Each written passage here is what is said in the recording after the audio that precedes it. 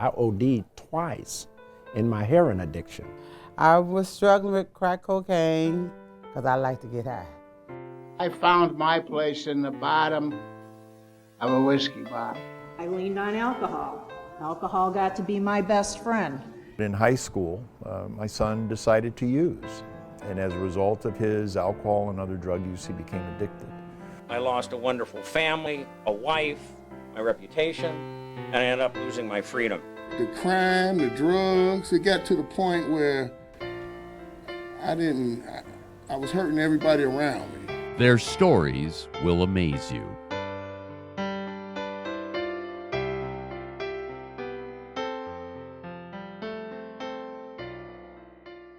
Well, recently I had a young lady to tell me that she was cleaning off the counter.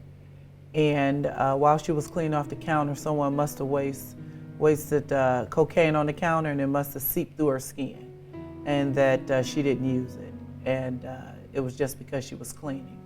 Also, I had an individual to tell me that when he was sleeping, because he had to breathe, it must have come through the window. And as he was inhaling, it went into his system.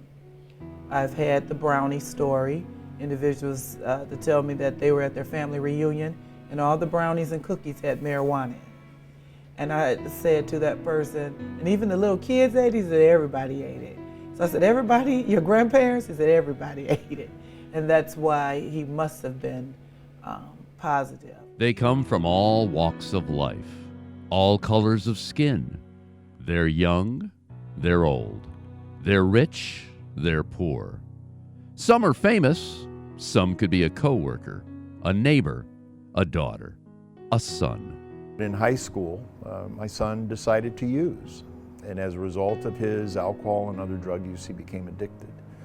And his addiction took him and the whole family places that I never thought we would ever visit or do. And the irony is that I've worked in the field now for 42 years as an alcohol and drug counselor. You know, I early on thought, this couldn't happen to me. I mean, after all, I help people. But the addiction is just the same for everyone. It doesn't matter what color, doesn't matter what mom or dad does, doesn't matter your income, where you send your kids to school. What matters is people make choices. And those choices, unfortunately, take some individuals down a very destructive, a very life-threatening road. When it comes to addiction, there is no discrimination. My children were school age, becoming teenagers, and my parents were elderly and ill. My children needed a mother. My parents needed me as their primary resource. I have a brother, but he lives in Arizona. I did everything for my parents. I had a full-time job, and I was struggling in a bad marriage. I leaned on alcohol. Alcohol got to be my best friend.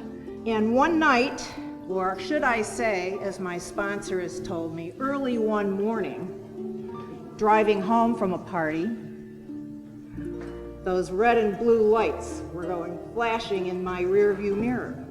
That was on November 21st, 2001. That was the day of my last drink. Trust me when you're an assistant county prosecutor and you have to go and tell your boss that you've been placed under arrest. It is not a good day in your life. I think that it's important for people to see that addiction and substance abuse issues don't just affect one segment of our society. It can happen to anybody. It can happen to judges, it can happen to homeless people, it can happen to students, mothers, fathers, anybody and everybody. And it's important for our graduates to understand that, and I think as a community leader, it's important for me to share my experience. I was a shoe-in for the NFL. I was pretty good, and I stayed high. It got worse and worse, and I started looking for other drugs. I started smoking weed and drinking, and it got worse and worse. I came back to Cleveland, and me being an athlete, I could get away from the police. So they would pull me over, and I'd get out the car and run, and they had helicopters, and I outrun the helicopter. I'm talking about I'm rolling. And it just got worse. The crime, the drugs, it got to the point where I was hurting everybody around me. I built up, as Judge Mattia mentioned, a multi-million-dollar global company. And in fact, one of the people who helped me do that is here today. His son is actually graduating, which I didn't really know. It's kind of an amazing thing to see when I arrived here today. But I built that up. I lost that. I lost a wonderful family, a wife, my reputation, and I ended up losing my freedom. When I was drinking, I was like Superman. I was faster, quicker, prettier. I could dance. I could do all the things that I wanted to do but could never do because I was insufficiently capable, sober, of doing them. We don't like ourselves, those of us who are afflicted with this disease. We don't like ourselves at all. So we want to be something else. How are we going to be something else? We go and find a place to hide. I found my place in the bottom of a whiskey bottle. But I could have just as easy found it with a needle or a pill. I didn't drink because I liked the taste. I drank because I wanted to run away from life. And I did that for a long time. The folks you have just seen and heard are alive today primarily because of what happened in Cleveland, Ohio on March 3rd, 1998, when the first docket of the Greater Cleveland Drug Court was called to order.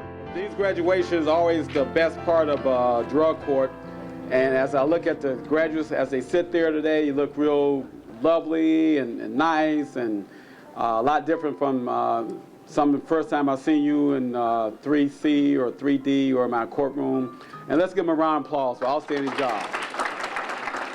In 1998, I had a chance to become the drug court. At that point, we called it the Greater Cleveland Drug Court.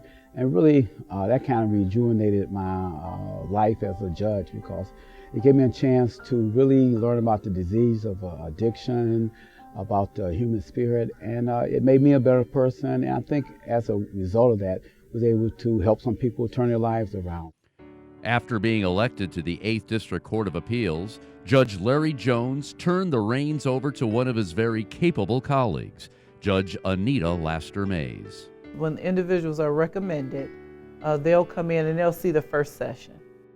We like to show them, and we call it the initial hearing, so they can see what drug court is about. They hear other people's stories, they see the successes, and they also see some of the failures. So, and I like them to see the failures to let them know that it may not work the first time for them, but there's hope. And that's what drug court gives people, hope. Once they see how it goes, then they'll come back and actually formally enter into the program by taking a plea. Once they're in the plea stage or after the plea stage, those individuals go to their respective treatment recommendations. Some may have inpatient treatment, others intensive outpatient or regular outpatient. And then the key to drug court is interaction with the judge. Once you admit to yourself that you have a problem, you have to truly believe that it's a problem and realize that when that drug is in you, that your life is unmanageable. That drug is taking control of you, taking control of your thinking. It's guiding you to take steps that you may not really want to take. And you have to believe in this program if you want to survive. 67 children died in Mentor in the last year.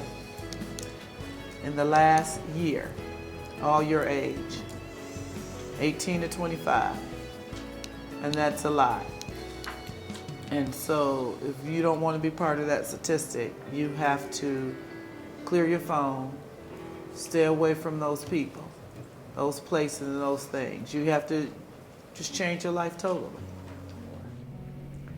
Your brother, he's sober now. Correct. You asked him to speak before the graduates. How did that affect you when you saw your brother up there talking about what it took him to become sober? It made me proud because I knew that he fought for his life. He fought to be sober and to re-engage with our family. And I wanted the drug court clients to know that addiction touches everyone, every family. And I didn't want them to think that I was immune from it. Today, almost 1,400 people completed the Greater Cleveland Drug Court program. Val Davis was one of the first. I was struggling with crack cocaine and I got caught. And they put me in this program. I did not want to be in the program. I did everything they told me not to do, that's what I did. Then I finally surrendered. And when I surrendered, I've been off of crack now for 15 years. The idea of drug courts began in the early 90s and rapidly caught on. Today, there are over 2,700 in the country. No, I'm not surprised by it. It's the #1 sickness in the country. You know, it far exceeds heart disease, all the diseases. Drugs kills more people than any other disease. So there probably needs to be more drug courts, very truthfully. I've represented every client that came into drug court and every client that graduated. I've represented probably 6,000 people. 2,000 have graduated. Did you know what you were getting into when you started? I had no idea. I was trained a little bit, so I had seen a drug court in action, but I had no idea what you do, how you handle it, how you advise somebody to be sober. It's a holistic approach, and I'm convinced the reason it works is because all the agencies have people that come to the drug court, and we're all like a family to the client, and we actually put our arms around them and want them to be clean and sober. And we're there for them when they're doing well and not doing well. How has this affected you personally? I think I'm the only lawyer that I know that goes down the street in Cleveland and gets hugged by clients all the time. Had a guy come out of an auto repair shop covered with axle grease, and he grabbed me and he said, "I graduated from drug court 5 years ago. Thank you." We're not just looking at their sobriety, we're working on their whole body. And I say it's a holistic approach, and that's why it works.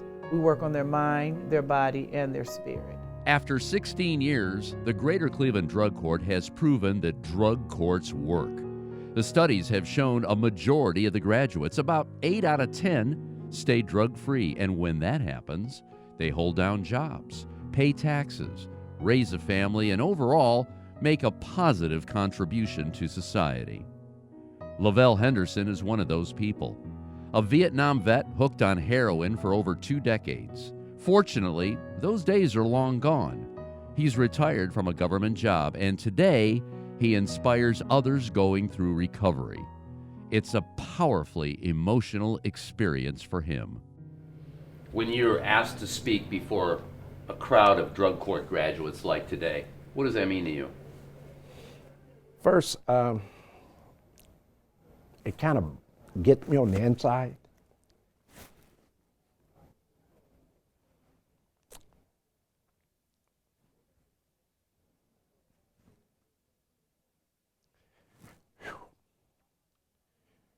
Mean a lot. A lot of thoughts,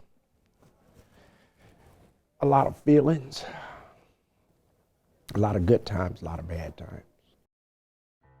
Drug court works, and I can speak to that. I've been on that board since its founding, and it continues to grow. It saves families, it saves lives, and it's needed throughout the country. I've been here since 2009, 2010, 11, 12, 13, 14. 5, 6 consecutive years, drug court really works. It's growing, it's effective, you get more bang for your buck. Why put people in prison when they can overcome their addiction with our help? Because it saves families, it saves lives, and it makes productive citizens out of individuals. I'm really living the truth that drug court truly, truly works. Drug courts are the island within that ocean of addiction, and it offers safe harbor, it offers refuge for those that choose to use it. Drug court works, and it works for those that work it. I guess if I look at it all, if I had to say one word, I would say give me hope. To be able to look back and to see where I'm at today.